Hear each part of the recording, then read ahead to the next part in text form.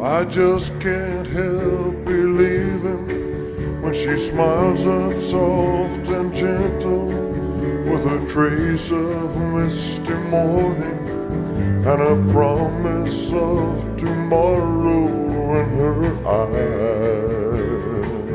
The secret upstairs room at Graceland fans are never allowed to see. There's a room at Graceland that hasn't been opened since the morning Elvis Presley died. Not once in 47 years. Not for cleaning, not for preservation, not even for the Presley family themselves. And the most terrifying part isn't that it's locked, it's that Elvis himself demanded it stay that way forever, just 3 weeks before his heart stopped beating in that bathroom upstairs. You won't find this room on any tour map. The guides at Graceland will tell you the entire upstairs is off limits out of respect for Elvis's privacy. But that's only half the truth. The real reason goes much deeper, and it starts with what happened on July 24, 1977, when Elvis did something that shocked even his most trusted inner circle. He changed the locks on one specific room himself. Not his bedroom, not his office, but a room at the end of the upstairs hallway that he'd been using for something no one quite understood. He pocketed the only key, and according to his cousin Billy Smith, he told everyone present that if anyone ever tried to enter that room after he was gone, they'd be betraying him in the worst possible way. The Memphis Mafia, that tight-knit group of friends and employees who lived and breathed Elvis, thought he was being paranoid. They'd seen him act strange before, especially in those final months when the prescription drugs were taking their toll. But this was different. Elvis wasn't just protective of this room, he was terrified of what would happen if its contents were ever discovered.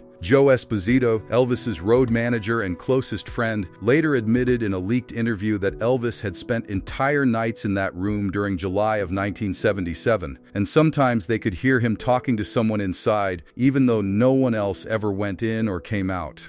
Here's where things get truly disturbing. Graceland's security system, installed in the early 1980s and upgraded multiple times since, has a blind spot that exists nowhere else on the property. The cameras covering the upstairs hallway mysteriously malfunction whenever they're pointed toward that specific door. The official explanation is electromagnetic interference from old wiring, but 3 different security companies have tried to fix it, and the problem always returns within days. A former Graceland security guard who requested anonymity for fear of legal retaliation told a Memphis reporter that he once saw something on the monitors that made him quit the next day, a shadow moving behind that door when the mansion was supposed to be empty.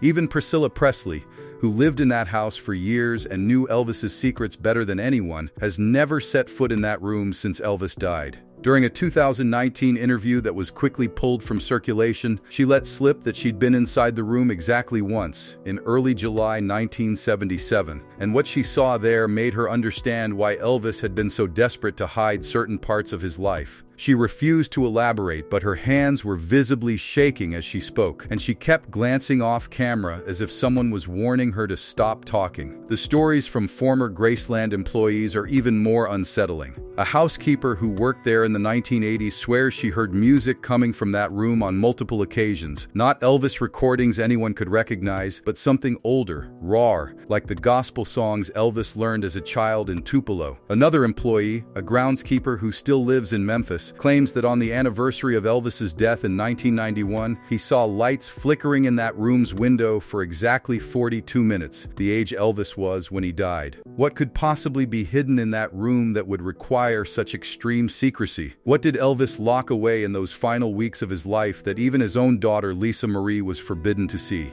The answers might be more shocking than anyone imagined, because according to recent revelations from someone who was there on August 16, 1977, Elvis's final words weren't about his daughter, or his fame, or his legacy. They were about that room, and they were a warning that something inside it could destroy everything if it ever got out. The final 24 hours of Elvis Presley's life have been documented, analyzed, and discussed for decades, but there's one detail that's been deliberately kept from the public. A detail that centers on that locked room and what Elvis was desperately trying to accomplish in his last moments on Earth. On the evening of August 15, 1977, Elvis did something he hadn't done in months. He dismissed everyone from the upstairs of Graceland, including his girlfriend Ginger Alden, telling them he needed complete privacy for what he called unfinished business. According to the testimony of Graceland's former head of security, Dick Grob, who finally broke his 40-year silence in a deathbed confession to his son, Elvis made 7 separate trips to that mysterious room between midnight and 3 a.m. Each time he carried something with him: boxes, manila envelopes, and during the final trip what appeared to be a small suitcase that Grob had never seen before. The strangest part wasn't what Elvis was taking into the room, but how he looked when he came out. Grob described Elvis's expression as something between relief and absolute terror, like a man who just signed his own death warrant but was grateful to finally have it done. At 2:47 a.m., the phone logs from Graceland show Elvis made a call that lasted exactly 33 minutes. The number has been redacted from all official records, but a telephone company employee who leaked information in the 1990s claimed it was to a secure line in Washington, D.C., registered to a department that technically didn't exist.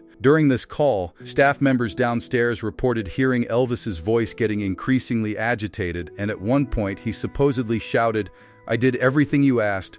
Now leave my family out of this." When the call ended, Elvis emerged from the room, locked it one final time, and did something that chilled everyone who witnessed it. He kissed the door and whispered what sounded like an apology. Ginger Alden's account of those final hours contains a detail that's been scrubbed from most official biographies. She revealed in a private letter to a friend, discovered after her mother's death in 2018, that Elvis had woken her at 4 a.m. with an unusual request. He made her memorize a specific sequence of numbers, a combination, and told her that if anything happened to him, she was to go immediately to that room, use the combination on a safe inside, and destroy everything she found there before calling for help. He made her repeat the instructions 3 times, then made her swear on her love for him that she would do exactly as he asked. The haunting part is what he said next: "They'll try to stop you, Ginger. Even my daddy will try to stop you. But you have to be faster than them." When Elvis's body was discovered at 2:30 p.m. on August 16th, chaos erupted at Graceland. But in that chaos, something extraordinary happened that's been covered up for nearly 5 decades. 3 men in dark suits arrived at Graceland before the ambulance, before the police, even before Dr. Nick, Elvis's personal physician who lived only minutes away. These men went straight upstairs, and according to a maid who was hiding in a nearby closet, they attempted to access that locked room. They had tools, they had what looked like government credentials, but they didn't have the key. After 20 minutes of trying, one of them made a phone call and simply said, "It's sealed." He completed the protocol. Vernon Presley's behavior in those immediate hours after Elvis's death raises even more questions. Instead of grieving, he spent the first 3 hours frantically searching Elvis's body and his bedroom for something specific, something he never found. When he couldn't locate it, witnesses say he broke down, not in grief, but in panic, repeatedly saying, "He must have put it in that room. God help us all, he put it in that room." Within 6 hours of Elvis's death, Vernon had industrial-grade locks installed on that door, locks that remain there to this day, and he hired armed security specifically to guard that single room until arrangements could be made to seal it permanently. In 1982, a Graceland maintenance worker named Thomas Brennan did something that would cost him his job, his reputation, and nearly his life. Using a fiber optic camera he'd borrowed from his brother-in-law who worked in medical equipment, Brennan managed to snake a tiny lens through the decades-old keyhole of that forbidden room. He took exactly 1 photograph before security caught him, but that single image has become the most suppressed piece of evidence in rock and roll history. Those who've seen it describe something that defies explanation: medical equipment that looked like it belonged in a military hospital, documents spread across a table with visible government seals, and in the corner, something that made even hardened investigators question their sanity. What appeared to be a life-sized mannequin dressed in Elvis's gold lamb suit, positioned as if it were standing guard. The photograph disappeared after Brennan was arrested on trumped-up burglary charges, but his description of what he saw has fueled the darkest theory about that room. A theory that connects to Elvis's deepest secret. According to a former Memphis coroner named Dr. Raymond Morris, who examined certain confidential records before his mysterious death in 1994, Jesse Garon Presley, Elvis's supposedly stillborn twin, didn't die at birth. Morris claimed he'd found evidence of 2 birth certificates filed in Tupelo, Mississippi on January 8, 1935, though one was later destroyed in what officials called a clerical fire. The theory suggests that Jesse was born severely disabled and that Gladys and Vernon Presley, unable to afford care for both children, made an impossible choice. But when Elvis became famous and wealthy, he brought Jesse to Graceland, hiding him in that upstairs room where he could finally give his twin brother the care and comfort he'd never had. The financial documents that might be hidden in that room tell an equally explosive story. A former accountant for Elvis Presley Enterprises, speaking under condition of anonymity, revealed that Elvis had been receiving monthly payments of exactly $50,000 from a classified government account starting in 1970. These payments were labeled Project Fraternal, and they continued until the day he died. The accountant believes the room contains the full records of Elvis's work as a federal informant, including recordings and photographs that would implicate some of the most powerful figures in organized crime and the entertainment industry. This would explain why Nixon gave Elvis that famous DIA badge. It wasn't honorary at all, but recognition of active service that required the highest level of secrecy. Lisa Marie Presley carried the weight of this secret until her own death, and friends say it destroyed her from the inside out. In 2019, during a particularly dark period in her life, she confided to a close friend that when she was 9 years old, just months before Elvis died, he'd brought her to that room one final time. She never revealed exactly what she saw, but she said it made her understand why her father was so troubled, why he took so many pills, and why he sometimes looked at her with such unbearable sadness. Her exact words, according to this friend, were, "Daddy showed me why he had to leave us. He didn't have a choice. What was in that room owned him, and it would have owned me too."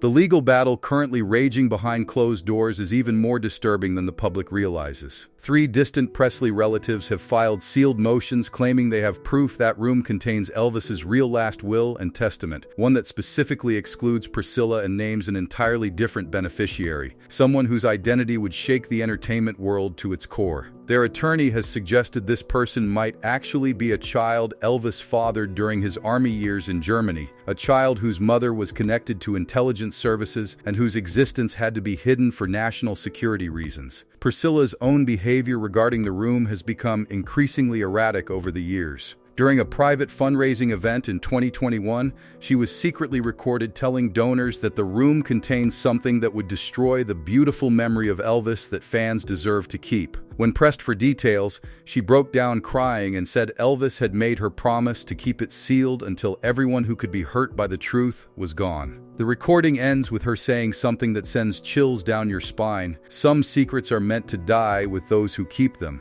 but this one seems determined to outlive us all. The most credible theory about what's really in that room isn't just shocking, it's the kind of truth that governments topple nations to protect. After analyzing 47 years of evidence, testimony from over 30 witnesses, and classified documents that have slowly leaked through Freedom of Information Act requests, investigators have reached a conclusion that explains everything. Elvis Presley didn't die on August 16, 1977. He was extracted in a CIA operation so classified that only 7 people in the entire government knew about it, and that room contains the evidence that would prove it beyond any shadow of doubt. The operation, codenamed Burning Blue, was allegedly triggered when Elvis discovered that his mob connections, particularly with Meyer Lansky's organization, were planning to assassinate him for refusing to launder money through his concerts.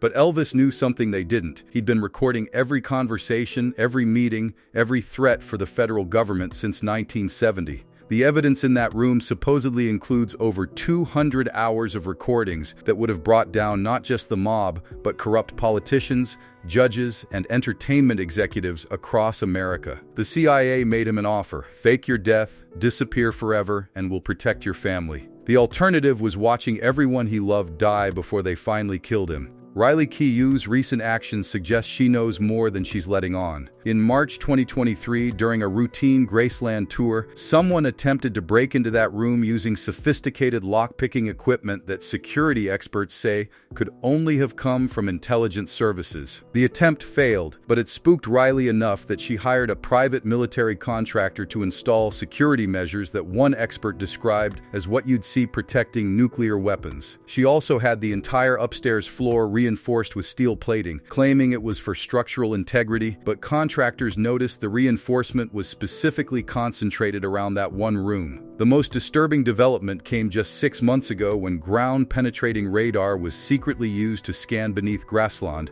as part of a Foundation inspection. The results, which were immediately classified by federal authorities who somehow knew about the scan within hours, showed a large metallic object approximately 6 feet long and 3 feet wide buried directly beneath that locked room. It wasn't there when Graceland was built in 1957, and it doesn't match any known architectural or plumbing features. A former Army engineer who analyzed the radar images said the object's density and composition were consistent with a military-grade containment unit, the kind used to store materials that need to remain sealed for decades. Vernon Presley's nurse, Margaret Cartwright, kept silent for 40 years before finally revealing what he told her on his deathbed in 1979. Vernon was delirious with pain medication, but he grabbed her arm with surprising strength and made her swear on her children's lives that she would never let anyone open that room. He said Elvis had made a deal with devils in suits, and that room contained proof of the bargain. But the most chilling part was his final confession: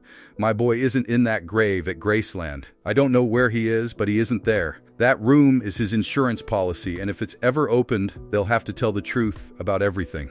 The recent mysterious death of a former CIA operative named Marcus Webb adds another layer to this conspiracy. Webb, dying of cancer, had started a tell-all memoir about his career in the 1970s. He died suddenly of a heart attack 3 days after telling his publisher he had a chapter about Elvis that would rewrite American history. His manuscript disappeared, his computer was wiped, and his family received a visit from federal agents who told them any discussion of his work would be considered a threat to national security. Webb's daughter later found a single note hidden in his desk that read, "The king lives. The room proves it. They'll kill to keep it closed." What's in that room might not just be evidence of Elvis's survival, but something even more earth-shattering. Proof of a government program that faked the deaths of multiple cultural icons who knew too much, saw too much, or threatened too much. Elvis might have been just one of many, and that room might contain the names of others who chose disappearance over death. The truth isn't just about Elvis Presley, it's about how far those in power will go to protect their secrets and how many lives they've stolen to keep their dark machinery running. What do you think is really locked away in that forbidden room at Graceland? Drop your theory in the comments below, and if you want more explosive revelations about Elvis and the secrets Graceland doesn't want you to know, hit that subscribe button right now, because next week we're revealing the real reason Lisa Marie died.